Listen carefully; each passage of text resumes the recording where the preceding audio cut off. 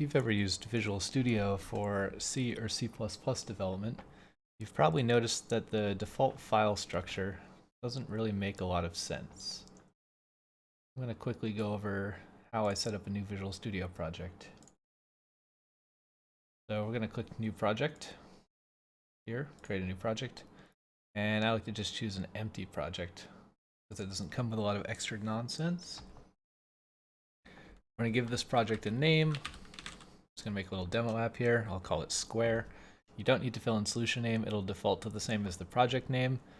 I also like to have a development folder where I put all my source code. So wherever you like to put your source code, and make sure that this checkbox place solution and project in the same directory is checked.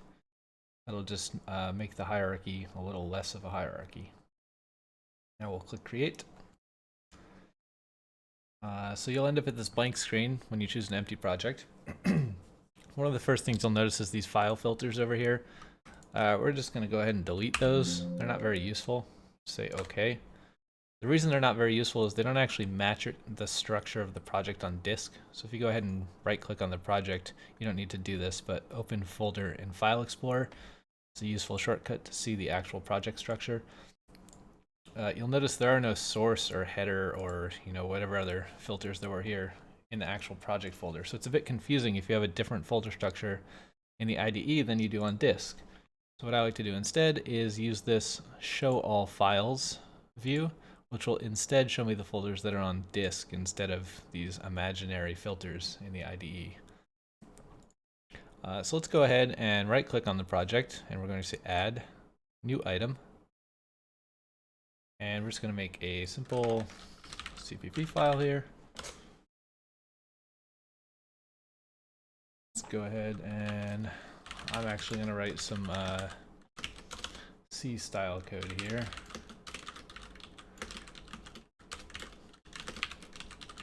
You don't actually need to type all this stuff. You can just say int main or even void main, and it will work in most modern compilers, probably all modern compilers. I'm just going to printf I am a square. Not me, I'm not personally a square, the program's a square. And then we're going to say get char, just to make it paused. You'll see there's a warning here, we'll talk about that in a second. So if we go ahead and just hit F5 and compile this program, you should see I'm a square. Hit the enter key, it'll close, is what the get char does. So let's go ahead and just fix this. It's actually a warning here, return value ignored. You can of course disable this warning, but it is kind of a useful warning. So what I like to do instead is just make a simple unused macro, and then go ahead and wrap things that complain about that in the unused macro. Now you notice the warning goes away. This has the nice benefit of you just being able to search your source code for the word unused and find where you're not using the return value of something.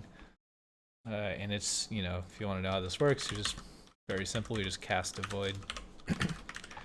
Just basically tricks the compiler into thinking that we're using it for something because we're casting the value, but obviously this will get compiled out. I'm a square. Great, so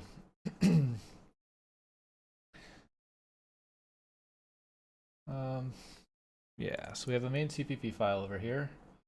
I'm just reading my notes on the other monitor here.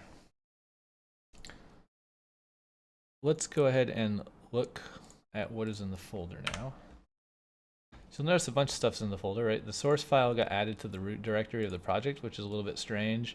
And we have this x64 folder, which I guess is the architecture we compiled for. And then inside of that, there's a debug folder, which is the project configuration. And then a bunch of garbage in here, right? I mean, intermediate files that we don't really care about, whatever the heck this is.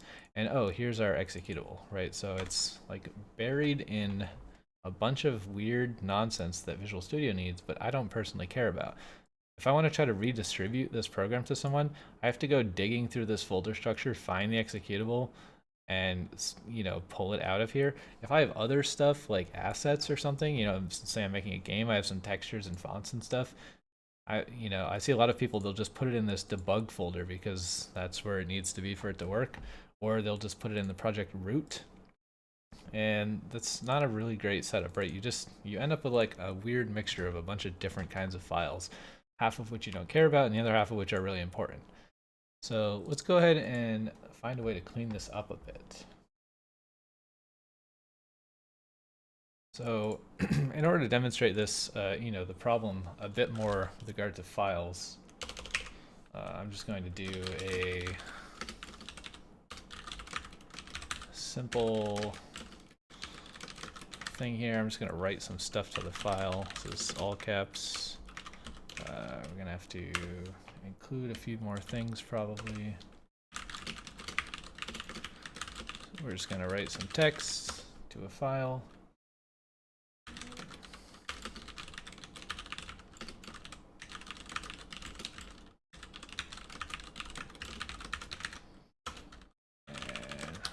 We're just going to say we wrote bytes to file. And of course, don't forget to close the file. Right, it's complaining that we don't have string length, so of course we'll just include cstring. Great, so we're going to file this. And fopen, this might be, oh yeah, so this is also something that you'll encounter pretty often if you use Visual Studio and you're writing C or C++. You get this really annoying warning about this function or variable may be unsafe. If you go online and you read about the details, which it doesn't even seem to link here, you have to kind of Google this. You'll see that Microsoft has made a bunch of quote-unquote safe variants of standard library functions. Maybe those are useful to someone. They're not useful to me. I don't really care about this quote-unquote safety, especially with regard to writing a game, right? Because I'm not using any of these functions in a way that I need them to be like secure with regard to whatever Microsoft thinks their variant is secure against. So one thing you can do is, you can just pound define the thing that it recommends here, CRT secure no warnings. And that will get rid of this if you compile. This is a little bit messy. Other compilers don't care about this, so if you ever want to send the source code, share the source code or compile for other systems, like, it's kind of silly to pollute your namespace. I mean, it's really up to you. You can do that if you want. What I prefer to do is instead in here, if you just go to linker, let's see, where is this? It's actually in C++. Preprocessor definitions, you'll see that there's different options here. What that means is, if I go to like release x64, there's something. If I go to Win32, there's something else. If we just leave all configurations and all platforms selected, you can actually just paste this in here. And don't forget the semicolon to separate the options. And you can apply it to all the configurations at the same time without messing up the other options that are actually different per setting, which is kind of nice. You can also click the little down arrow and go edit, and you can type stuff in here as line items and then click OK, and it will put the semicolon in there for you automatically, however you prefer. So all config, all platforms, paste this, semicolon, leave the different options intact, and we'll just say OK. And again, you'll see that the warning isn't here if I compile and run the program. Right, we don't have a warning. So that's where I prefer to put my Visual Studio specific preprocessor things is in the Visual Studio settings so that they're not in the actual source code. Again, it's up to you. You can leave the pound define in your main. It's totally fine. It will also work. All right, so let's look at where this file went, right? I actually just wrote a file called log.txt and I put some text in it. And this is just a bug output to say like it wrote some stuff, right? So again, if I run it, wrote 9 bytes to file, but like where did the file go? So if we go back in here and we open the project folder, you would kind of expect that it would be in the debug folder where the exe is, right? But it's not in here. There's square.log, but this is like some build log file, not our log file. And you might have seen it when I was up here a second ago. Here it is, log.txt. You actually can't see it, it's on the other screen, right? But log.txt, some text. So again, kind of weird, like the program is in here, the executable is in here, but like my log output is going to the project folder, which is where my source code is. Like that's definitely not what I want. What if I wanted the output of my program to be a CPP file because I was making a code generator or something, right? Like it doesn't really make any sense why it would go here by default. So let's figure out where we want to make that go instead.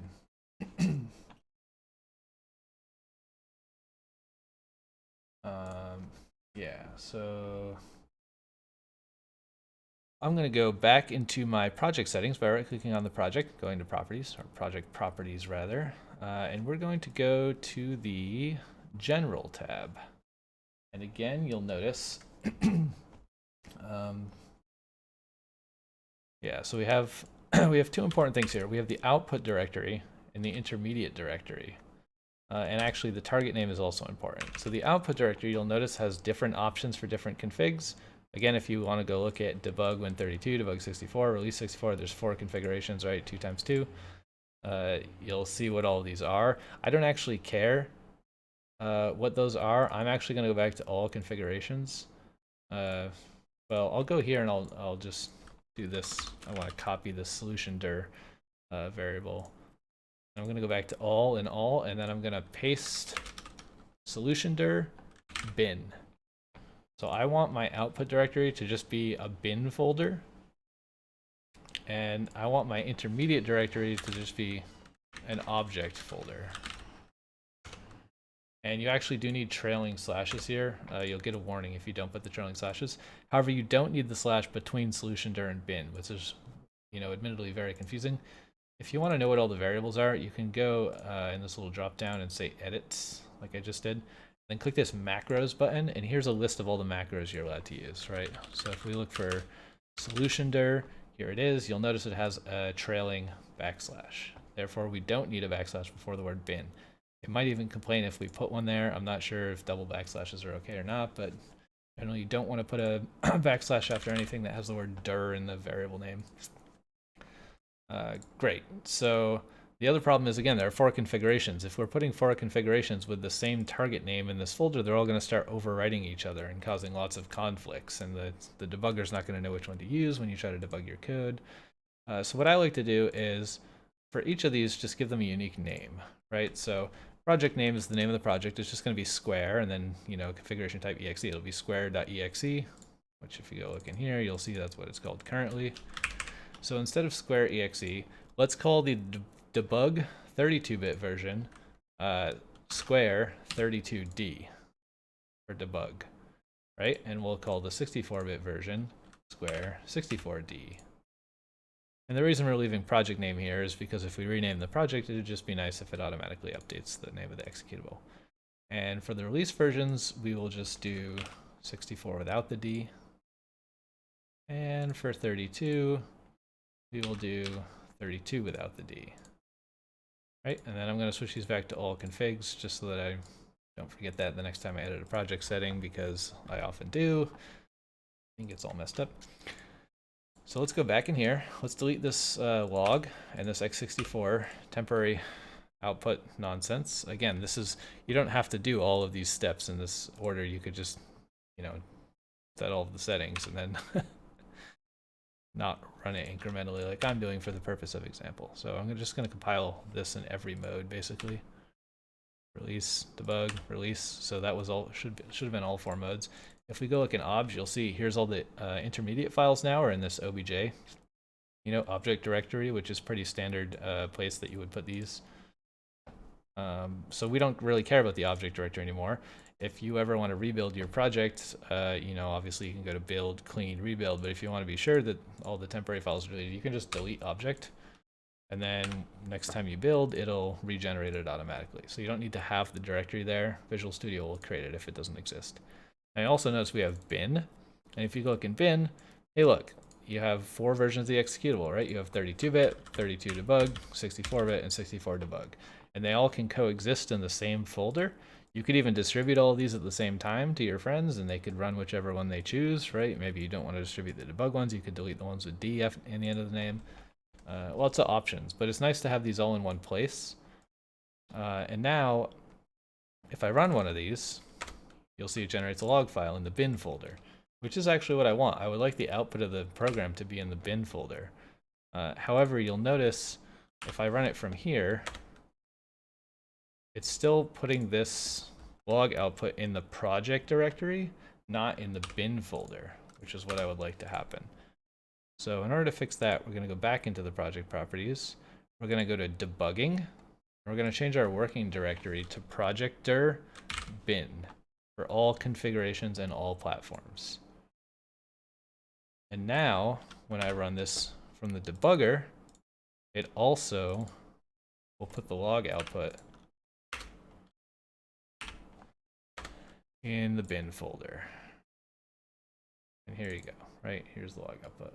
Keeps opening on my other monitor, but some text, right? Great. So now we have that working. And the reason we want that is we might have some folder in here that's called like textures or whatever, and it might have some images in it, or it might be called like sound effects or just like data and have some text files or CSVs or whatever. And you want those things, you want that input data that a program depends on to be in the same folder where the executable is, so that I can just copy the contents of this folder and put it in a zip, right? I can just say like 7-zip, add to archive, and now I have this zip file. You know, I would use zip, not 7-zip, but you get the point. I have this archive file. I can just email this or upload it to Dropbox or send it on, Discord or something, send it to my friend, and they can open it and they'll have all the information they need to run the program, and they won't have a bunch of extra nonsense, right? You could also delete the PDB symbols if you don't want those. Yeah, so that's what I like to do for that, right? I like to have, again, we'll just go over this quickly. I like to have my output directory set to bin, my intermediate directory set to obj, and target name depends on the configuration. And then debugging, we want to set our working directory again to bin, so that the, when you run it in the debugger versus running it from the bin directory, it does the same thing. Great. So a few more things we want to clean up. You may have noticed, I closed the folder, but you may have noticed we have our source files in the root directory, which is a little weird. I don't really like the source files and the project files to be in the same place. So generally how I would fix this is I'm just going to make a source directory. SRC is the common convention people use, and I'm going to move main to there. Of course, that's going to break my project, right? It's going to be like, can't find the main file. So what we want to do is we just want to go in here and we want to remove this. You can also press the delete key and just say remove. And then we want to say add existing item main CPP, and just add that back to the project in the right place. And you'll notice this source directory appeared here again because we have show all files on instead of the silly filters. If we turn this back off, you'll see like it doesn't show the source folder. So it's kind of hard to tell the structure of your project unless you're using show all files. That's why I prefer to use that. And it also shows non-source things, right? So you can go in here and just see your bin and see your data and that sort of stuff. I think I actually deleted data, didn't I? No, I left it in there. Cool. So if you want to go in here, you could like open your, also if this seems out of date, you could press the refresh button right here. Now I have like the log file. I can go read my log file in the IDE itself as well. So that's that source. Let's see, another example of something I wanted to show that's of course really common is you might want to include something. So I made this little macro here, unused, just to get rid of the warning about unused return value. Obviously you could use the return value, but I don't care about it in this case. Like if you do care about the return value, you should use it. But in this case, I explicitly want it to be unused. I already have that in a library that I've written.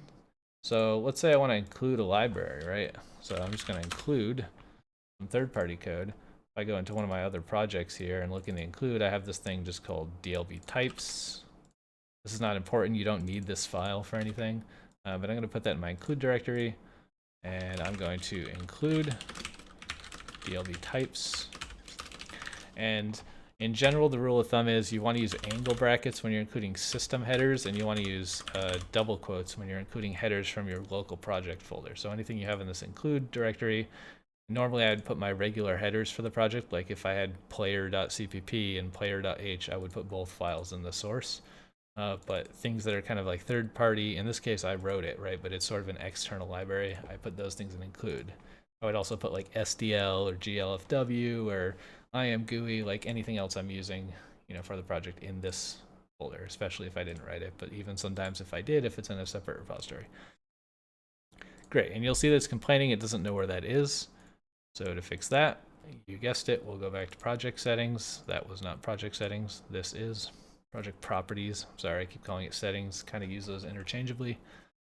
And what we're going to do is we're going to go to C++, C and C++, and we're going to say additional include directories, include.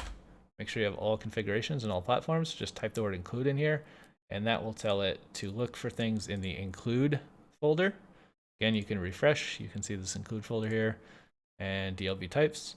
And now I can delete this, and it should still build and work because my DLB types has this macro already defined in it under the useful macros section. I believe this is in the DLB repository on my GitHub. If you want to go to github/dbshare DLB, it's right here, DLB types. It's probably a little bit out of date. There's some random useful stuff in here. You can see it if you want it. Yeah, here you go, useful macros. Yeah, so that's that.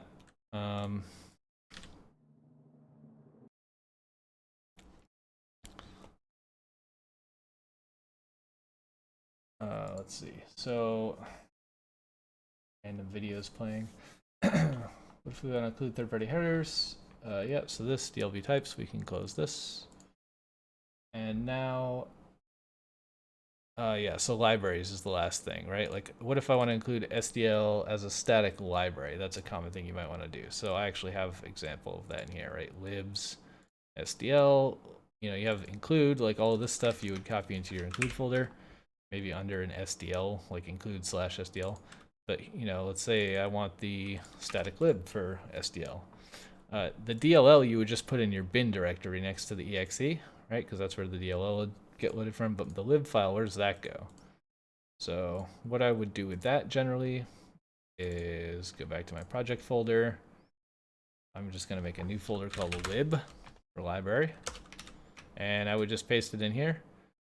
You might want some additional structure here if you want to separate, like if you want to have debug and release versions of your static libs, or 64 and 32-bit versions of your static libs. Maybe you would, you know, go back to a kind of like a structure that Visual Studio has, where you do x64 in here, or you could just rename these to like 32D, 64, etc. It's a little confusing since SDL2 already, you know, ends with a number. So you can call them whatever you want. You can do underscore 64D. You know, if you want to have all four variations in here. And essentially, we just go back here again to project properties. And if we go look at, instead of C and C++, where we did include, if you click linker, you should see additional library directories. And again, just type lib here, all configs, all platforms, type lib, apply. And yeah, I mean, if you want to make this per platform, you would actually have to change this to debug win32 and say like lib / you know 32 debug / whatever.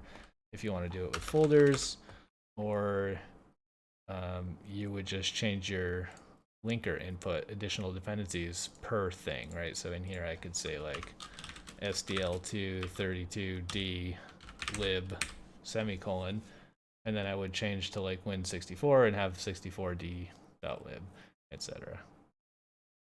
However you want to do that. If you have no idea what I'm talking about as far as linking libraries, like don't worry about any of what I just said. You're not there yet. It's totally fine. But yeah, generally if you're doing anything with SDL or GFW or any sort of window, like you probably have seen this a million times, and it was probably done in a much less clean way. So I just prefer to have this lib folder and do it like that. Okay, so a couple of extra things I just wanted to mention. These aren't required, but some other things you might want to look at when you're setting up a new project. If you go to C++ General in your project properties, there's this warning level thing. You might want to change this. You might want to make it higher. You might want to make it lower. I mean, you probably don't want to turn off all the warnings. You might want to do level 4. Sometimes I do level 4. It gets kind of noisy, so it's up to you, but I just wanted to point out that if you want to change your warning level, that's a thing that you can do, you know, just like you would do that with Clang or GCC or something in the command line, like, you know, -w3 -wall, etc. Also, if you, for some reason, are doing C instead of C++ explicitly, there's not really fantastic support for that, you know, as far as MSVC is concerned. But the best thing that it has is if you just go to C++, C and C++ Advanced, you can change this compile as to C, compile as C code. You also want to make sure that your files end with .c, not cpp. That's actually important because it determines how the compiler interprets the files. I think that's even maybe dependent of the setting, but FYI, you can go in here and say compile as C, and that will make the compiler act a little bit differently and a little more in your favor if you're specifically doing C development. And let's see, one more thing. C and C++, all options. Right here is the C++ language standard, which is C++ 14 by default in Visual Studio 2022. If you want to change that to like, C++ 17 or 20 or latest features, standard C++ latest, you would do that here. And again, make sure you have all configs and all platforms selected before you do that. I'm not going to do that. I don't care for this little test project, but you might want to use the latest features, and this is where you would change that. There's a bunch of other settings in here, obviously. I generally don't use most of the other ones. There are maybe a few that I've touched, but you can find more specific help on those things later if you care. And then one final note. I actually have it turned off, so you haven't been seeing it happen, which is why I put this get char thing here. But by default, Visual Studio, when you install it, will keep this window open and say press any key to continue ... when your program runs. And sometimes it's kind of annoying, right? Sometimes you might just want to run your program and have it close when it's done, especially if it's a game. Like when you click quit in the game, having to then like press enter in the command line window is pretty annoying. The way you change that is you just go to Tools, Options, Debugging, and then if you scroll down or look toward the bottom, there's a thing in here somewhere that says automatically close the console when debugging stops. So I have that turned on. I can actually turn it back off, which is the default. And you'll see it says the output of your program, and then it spams all this nonsense about the process ID. And then it also helpfully tells you how to turn it off, right? To close the console, go to Tools, Options, blah, blah, blah. The problem is if you turn it off and you want to turn it back on for some reason, you don't remember where it is. So that's just why I'm mentioning this. I'm actually going to go turn it back on because I really dislike that feature. So again, Tools, Options, Debugging, General, automatically close console window. And if you want to do it yourself, you can just use like sym-get in C++ or unused get char, or you can use like system pause if you want to be super cool. And just press the enter key to close it, and you don't get all the spam in your output, right? So if you wanted to like redirect the output to a file from the command line, you wouldn't get a bunch of random nonsense, which I guess you wouldn't anyways, because it's only when you're debugging. But in any case, those are my tips for how to set up a new project in Visual Studio 2022. I hope something about that was useful to you. If you have other tips, things you do when you set up a new project in Visual Studio, feel free to leave those tips in the comments. I'd be happy to read them. Thanks.